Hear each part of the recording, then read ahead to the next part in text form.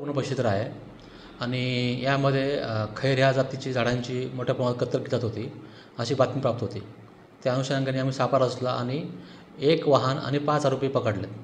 सर्व आरोपी हे मंडणगड तालुक्यातले असून या ठिकाणी अवैध खैर तोडायचं काम त्यांनी मोठ्या प्रमाणात केलेलं आहे. त्यांची यंत्रणा अशी होती की कटर मशीनसोबत आणणं, खैर हेरणं आणि तोडून घेऊन जाणं.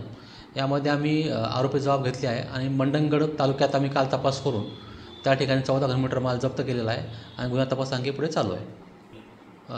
ठिकाण खालापूर तालुकाच आहे, चावणी परिसर आहे आणि राखीव नामचं आहे चावणीचं.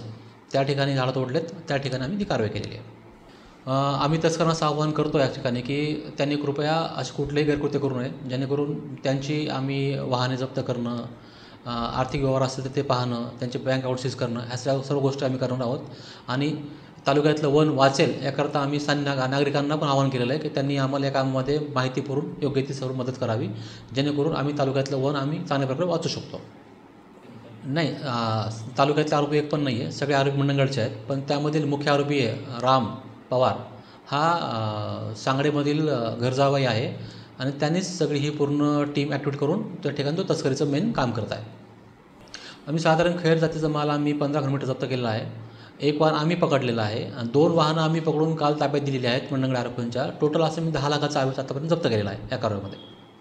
आम्ही आरोपींना कोर्टात हजर केलेलं आहे. आम्हाला 20 तारखेपर्यंत कोठडी मिळालेली आहे आणि 20 तारखेपर्यंत आम्ही पूर्ण तपास करत आहोत आणि तपास सखोल करून त्यामध्ये आणखी कोण आरोपी सहभागी आहेत ते तपास करून त्यांना पण न्यायालयात हजर करणार आहोत.